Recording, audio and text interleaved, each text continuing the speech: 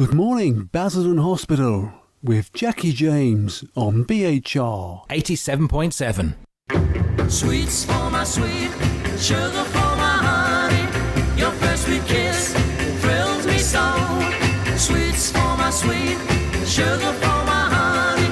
I'll never ever let you go.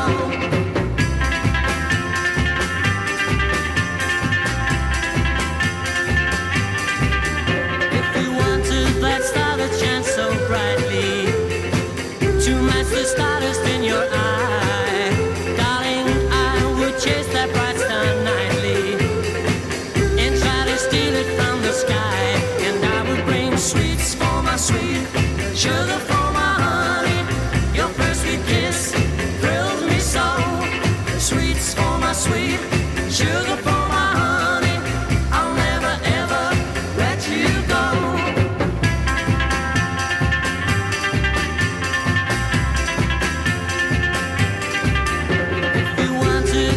To keep you smiling, I'd tell the Sandman you were blue, and I'd ask him to keep that sand up piling until your dreams would all come true. And I would bring sweets for my sweet, sugar for my honey. Your first sweet kiss thrills me so. Sweets for my sweet, sugar for my honey. I'll never ever let you go.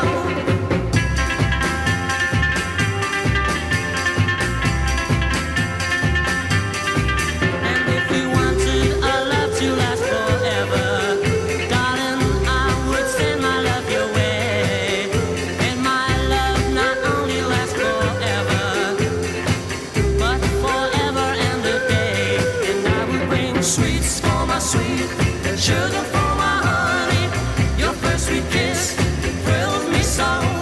Sweets for my sweet, sugar for my honey. I'll never ever let you go.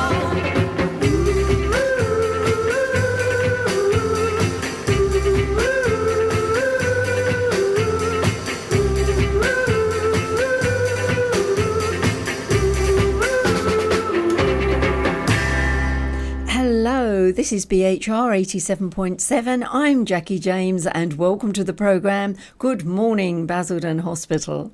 And this week I've turned back the clock once again when myself and the panel, Pam and John, chatted to music historian Peter Checksfield, who has completed another in-depth book on the Searchers.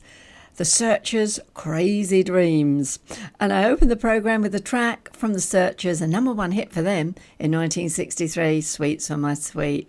So let's pop across to the studio and catch up now with Peter Checksfield.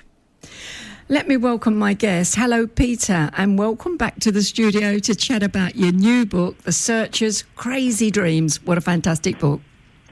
Hello, Jacqui, and everyone else. First of all, apologies. I lost my voice over the weekend, and it's only just coming back, so I'll do my best. Okay. Peter, why did you choose to write a book on the Searchers? You've written numerous books over the years. Why did you pick the Searchers? Well, it's a bit of a crackly line, actually. But it was partly inspired by your show, Jacqui. Oh. And what it was, you played Needles and Pins last time. Oh, right. And I remember afterwards John saying to me, have you got any shows lined up? And my next show, a week or two later, was seeing the Searchers at the Leescliffe Hall in Folkestone. Oh, yes. And then I chatted to him afterwards. It's a fantastic show. And I thought, I've got to write a book about these guys. And that's what inspired it, so... I must say, Peter, it's a fascinating book, recording every song the Searchers ever recorded over 60 years, 63 to 2003. Yeah, 2023. Yeah, and there's some fascinating songs inside that I didn't even know of, I got to admit. This one, for instance, and I'm going to ask my man Steve to put this on in a moment, a bit of bubblegum pop from 1969. I must give it a play because I rather liked it. Kinky Kathy Abernathy. Great.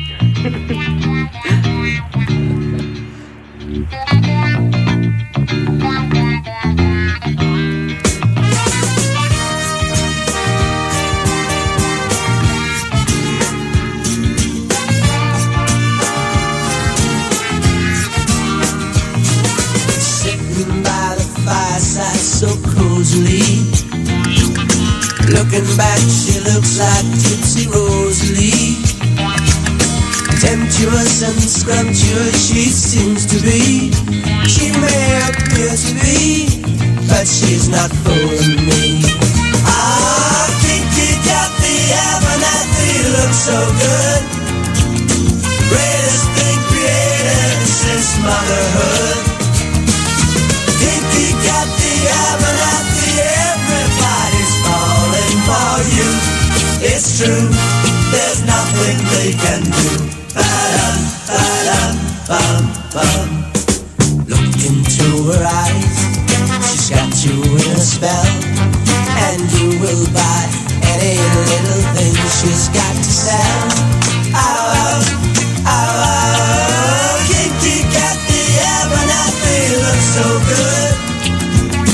Greatest thing created since motherhood. Kinky Kathy Abernathy, everybody's falling for you. It's true, there's nothing they can do. Ba-dum, ba-dum, bum, bum. It all began one Sunday in Queen Old Blood. I became a child of full of Kathy's glove. She gave me a line she used 1,000 times. I didn't lie the lines I wanted love. Oh, Kinky Kathy Abernathy looks so good. Greatest thing created since motherhood. Kinky Kathy Abernathy, everybody's falling for you. It's true, there's nothing they can do.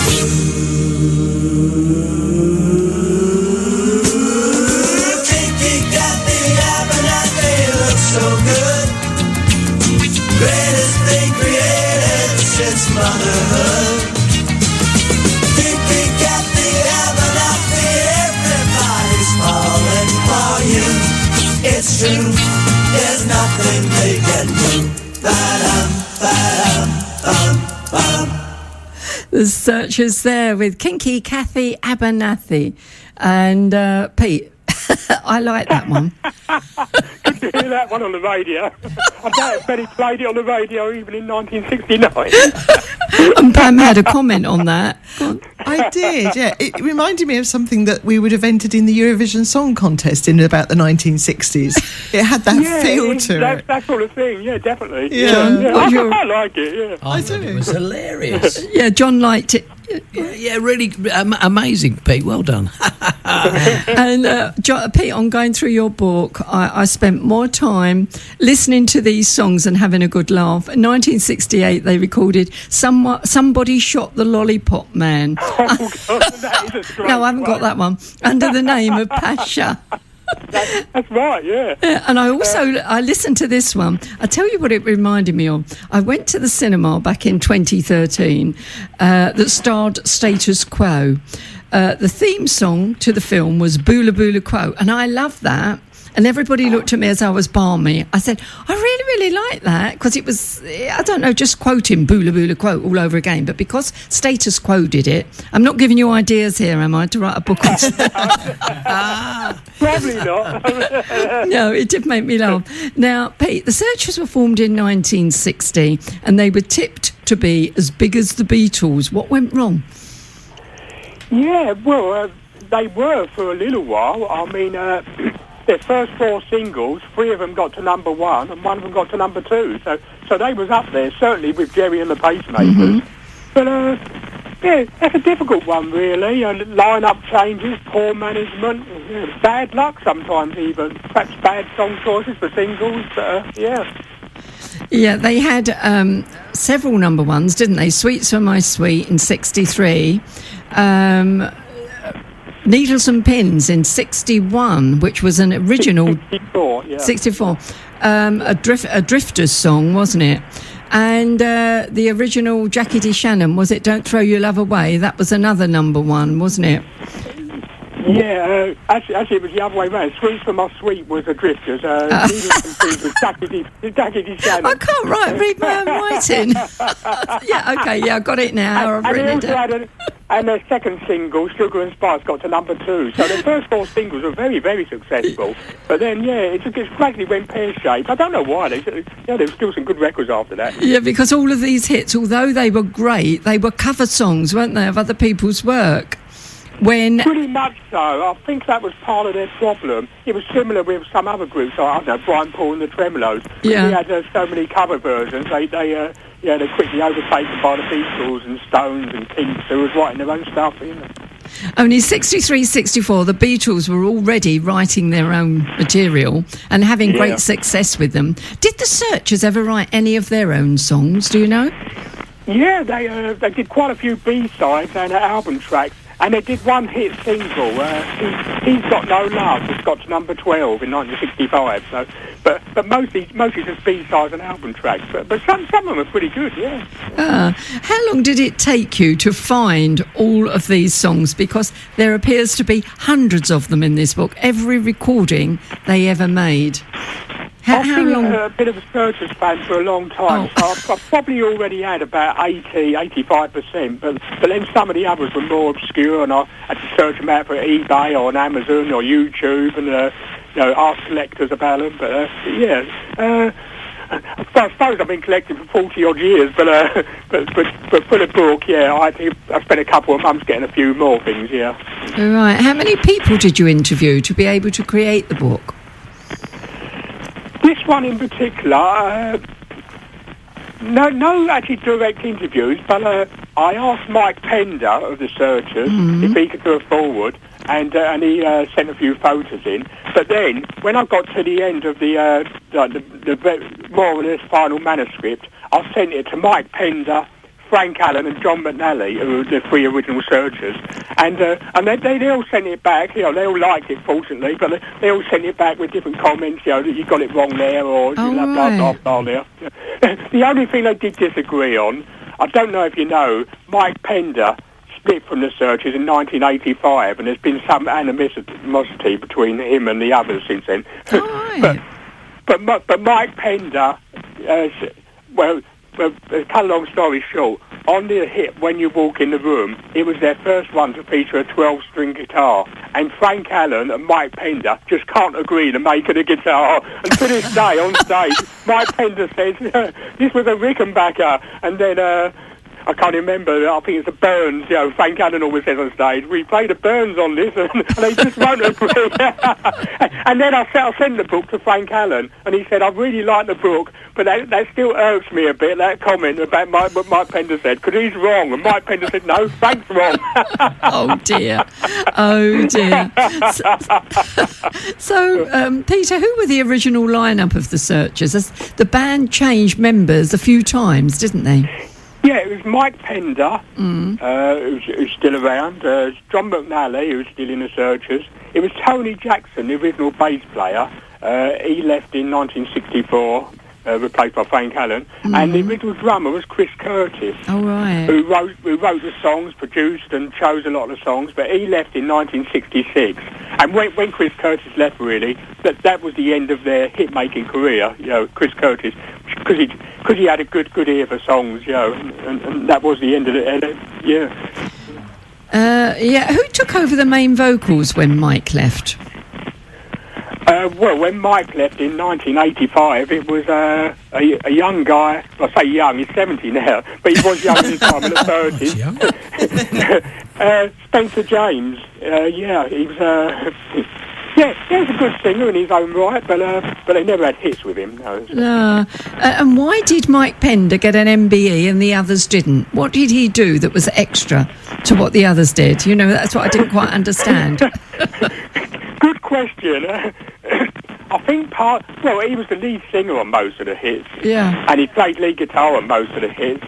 And I think the problem is, because of the continuing animosity between Mike Pender and the others, it would have been difficult to invite them both, or all 3 of them, or whatever, to the palace. It'd probably be a punch-up outside.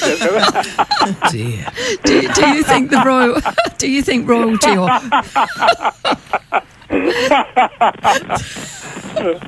You know them quite well Maybe then. I'm probably exaggerating slightly, but, Okay.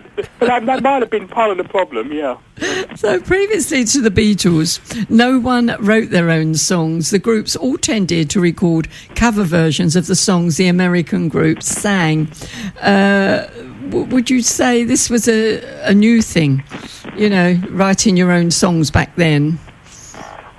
More or less. I mean, the Beatles, you know, they get all the credit, and rightly so to an extent. But before that, for 2 or 3 years before that, the Cliff Richard and the Shadows hits, most of them were written by the Shadows, by Bruce Welch or Hank Marvin. So they wasn't totally the pioneers, and maybe I'm going to write a book on Cliff Richard and the Shadows, because I always praise him on the radio.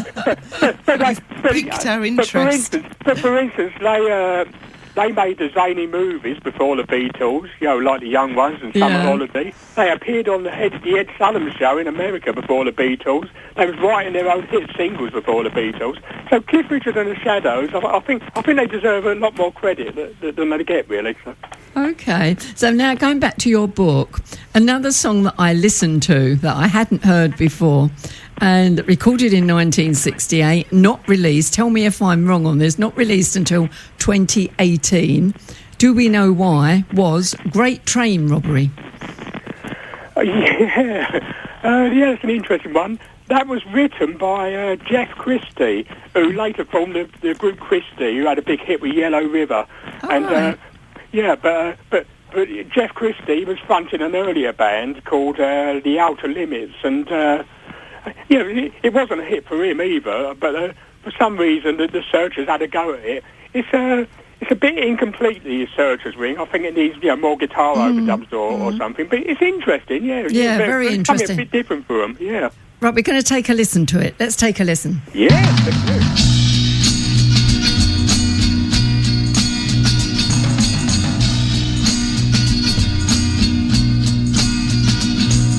Just a boy of 10 when it happened, though they talk about it still today. I remember reading headlines in the paper. In my mind's eye I can see them say,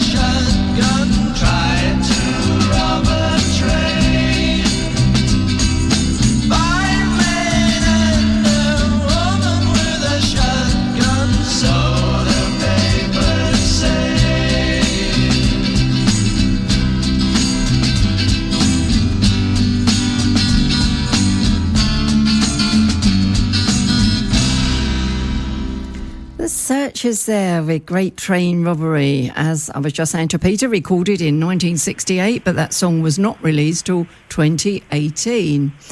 Did you enjoy that, Pete? You've probably listened to them already, have you? No, there's something I've got to say about that. The release version by the group Outer Limits, it was banned by the BBC because, well, the song's about a 19th century American Great Train Robbery, but it was banned by the BBC because they thought they was talking about the one with Ronald Biggs. Oh, right. Yeah, I see what you're saying. So, yeah. Yeah. Okay. So if we hold it there for some hospital information, and we'll be right back, so don't go away. It's real if you're getting older. It's real if you feel alone. For a life, so if you're lonely, just ring up the silver line for 804 70 80 90. 804 70 80 90. The Silver Line, the 24-hour free helpline for older people. 0800 470 80 90. BHR 87.7. Dang dang dang, ding ding dong ding, blue moon, blue moon, dip dip dip dip, moon moon, blue moon, dip dip dip, moon moon, blue moon, dip dip dip, bomb, dang dang dang, ding dong ding, blue moon. You saw me standing alone, without a dream in my heart, without a love of my own. Dang dang dang, ding dong ding, blue moon. You knew just what I was there for. You heard me saying a prayer for someone I really did care for. And then there suddenly appeared before me the only one my arms would ever hold. I heard somebody whisper, please adore me. And when I looked, the moon had set to gold. Oh, blue moon. Now I'm no longer alone, without a dream in my heart, without a love of my own. Dang dang dang, ding dong ding, blue.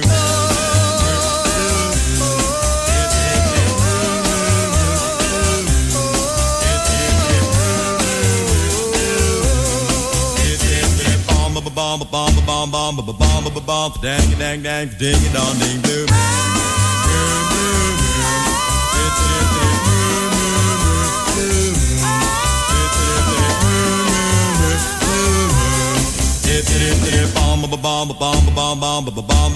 Dang dang dang, ding dong ding, blue moon. Taking us back to 1961 with Blue Moon and the Marcells. John, you had something? Yeah, that was the theme song, would you believe, for the movie An American Werewolf in London. Bit of trivia there for you. I got it right. And Steve knew it. What time was that? What year was that? Oh my goodness, it's going back a while, isn't it? Yeah, but it was quite a shocking horror film with a bit of kind of humour added in. Well, it was quite creepy because the hands used to change, didn't they? Yeah. And the face used to change. That was the eerie part of the film. Oh, yeah. Scary. It was scary. Are you in on this one, Pete? Actually, well, I can tell you, I'm a little bit of a movie buff, but that was 1981.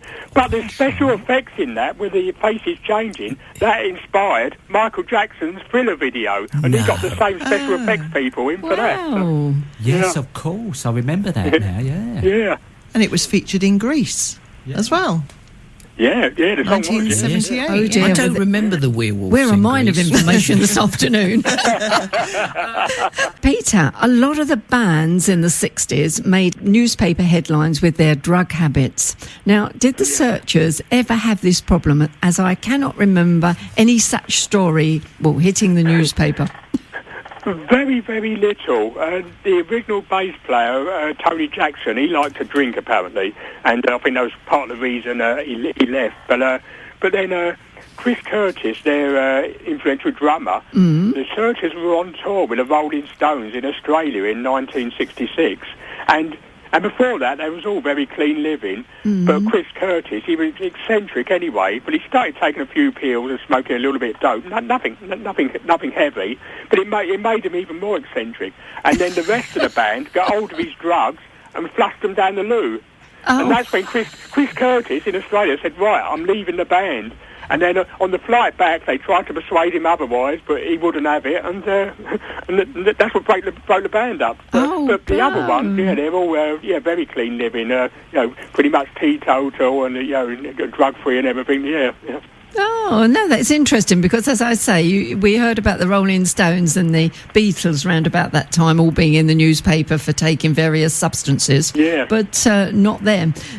No. Hello, Peter. It's Pam here. Back in the early 60s, particularly from 63, Tony Hatch, who many people will know from New Faces, was a contributing producer who led the way with stereo recording at the time, when most of the bands, even the Beatles, were sort of just using mono. How did they capitalise? How did the Searchers capitalise on this innovation? I don't know if they capitalised that much at the time, because so few players, certainly in the UK, could even play stereo. But on American albums they did more, because they had more money in America, I suppose. But in later years, I mean, if you listen to on a CD now, they sound beautiful, the Searchers records, because they were recorded so well, and like you say, mostly in stereo. Yes. Yeah, because they were quite sort of forward-thinking in that respect, weren't they? You know, if they were sort of going down the stereo route before the Beatles and that sort of thing. Oh, yeah. And time. Tony Hatch, I mean, without Tony Hatch, even the Searchers would say that they'd never have had any success. What George Martin was to the Beatles, Tony Hatch was to the Searchers, and to Petula Clark and other people. Yes, of course. Very clever man, yeah. Yes. And earlier this year, I noticed that you took part in a literary festival in I literally did, yeah. What was it like being in a literary festival? And do you have any more personal appearances planned to discuss your books? Well, it was interesting, yeah. It was a Birchington Literary Festival in Kent, and it's literally 2 minutes walk from my home. So, when they said local author, they wasn't lying, but it was interesting. There was probably, I don't know, about 50 or 60 people there in a hall and with microphones and asked questions. It was good. It was a good experience. To be honest, though, I had a stall outside afterwards. I sold one book. It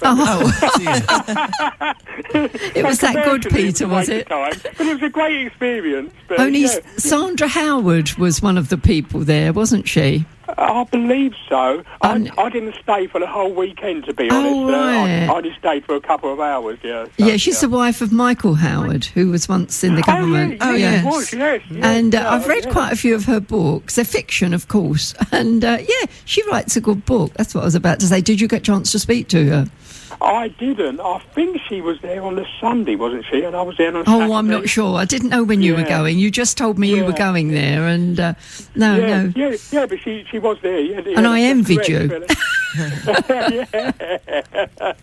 It was good though. Yeah, it was a good weekend though. Yeah. Oh, jolly good. Unfortunately, I had other plans, and I couldn't stay long. We'd already made other plans for the next day and later that evening, so I couldn't hang about as much as I'd like to have. But yeah, it was a good experience. A nice get together. Lined up, unfortunately, but yeah, I hope it leads to more. Yeah.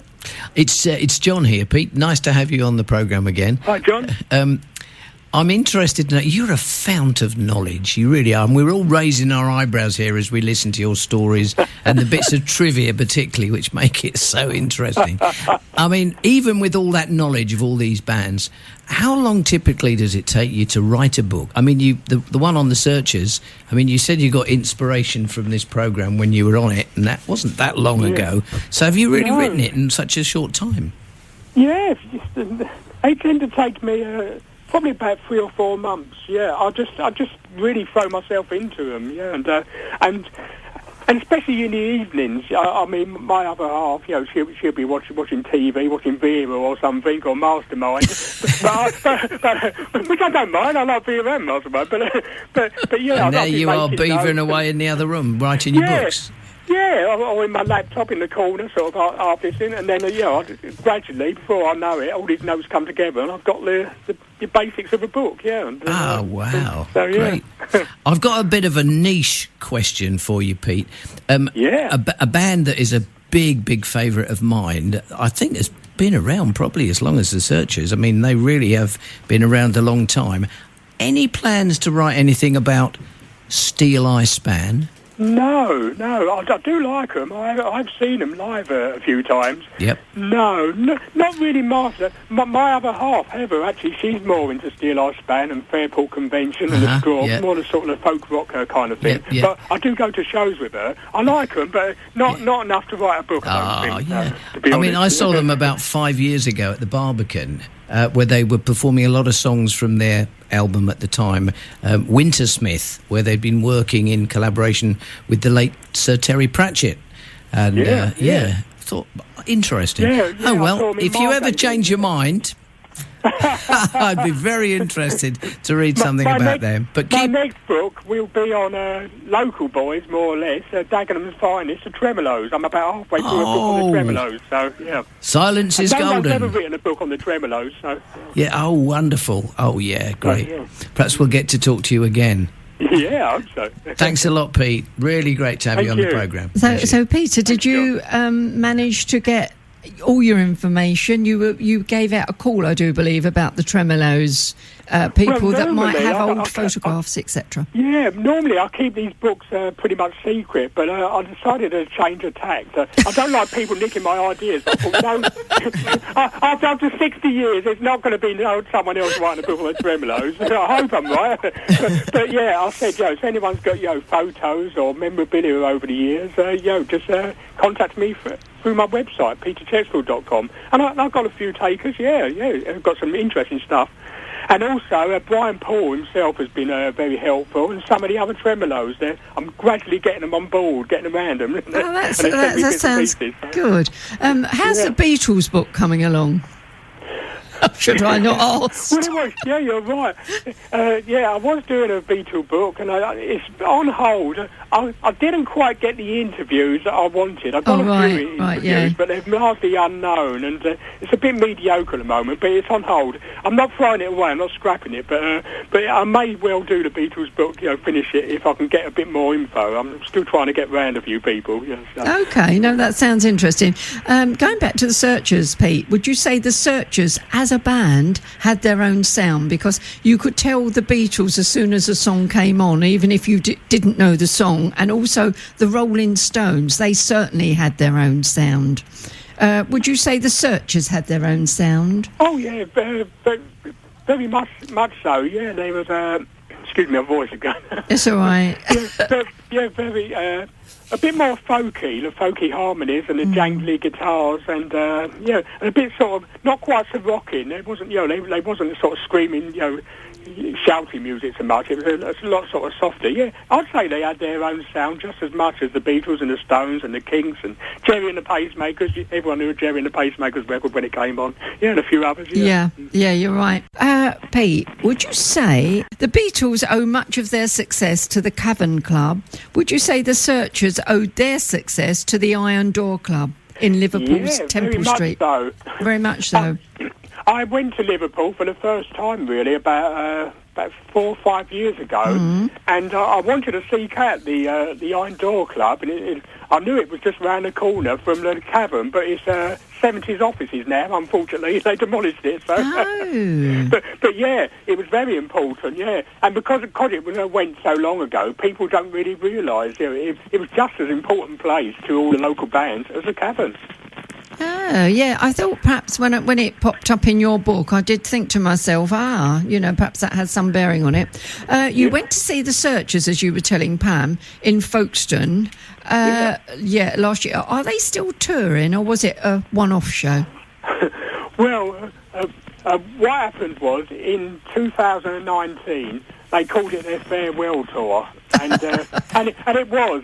All right. and then this year they've come back for another farewell stroke comeback tour, but they've also announced they're doing a third final comeback stroke whatever tour next year. So I see. So yeah, it's an ongoing thing. Yeah, actually, Frank Allen was talking on the radio the other day, and I was listening to him, and he said, if we carry on like this, we're going to have to start singing My Way like Frank Sinatra. Yeah. And you'll have to write another book, Pete. A sequel. Yeah, exactly. So, Pete, how can people buy your book? Tell us that first. And then I want to play one more song, because in 1979, they went punk, didn't they? It was the nearest punk song that they did with dancing. Yeah. Yeah, oh, they did, yeah. So tell us, first of all, how people, the listeners, can get hold of your book, because I will recommend it. Not Thank just you. because I have a copy, but it is a reference book of all sorts of different things. Thank you, Jacqui. I am particularly proud of this one. Yeah. From Amazon, the largest bookshop in the world, Amazon. But if people struggle to get it, or they're not signed up to Amazon, just find my website, peterchecksfield.com, and I will arrange something. I'll send you a link or send you the book. It's something will be sorted out. So. Okay. Thanks, Pete, for joining me this afternoon. And do stay tuned for The Searchers with Dancing, I think the song is, yeah? No, Dancing. Dancing, yeah. Okay. So let's take a listen. Thank you very much for joining us. Thank you, Jacqui. Bye. Bye-bye.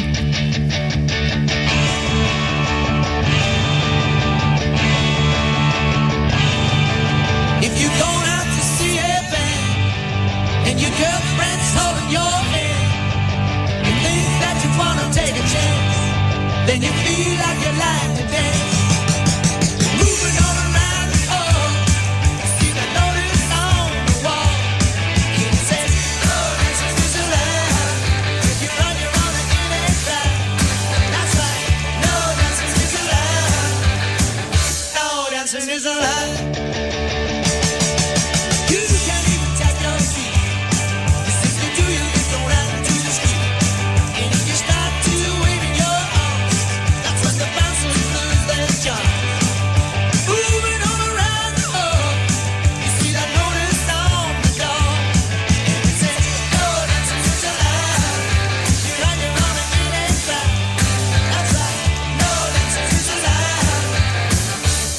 Dancing is allowed.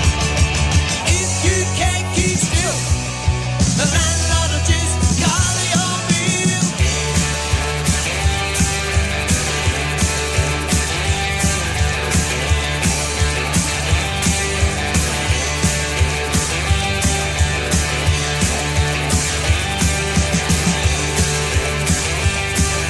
You can't even tap your feet. 'Cause if you do, you get thrown out into the street. And if you start to waving your arms, that's when the bouncers lose their charm. You're moving all around the floor. That's when the landlord runs to that notice on the door. He said, no dancing is allowed. You're on your own and it ain't crowded. That's right. No Dancing, The Searchers, and that one comes from 1979. And I would once again like to thank Peter Checksfield for joining us on the programme this afternoon, chatting about his book. No dancing is allowed.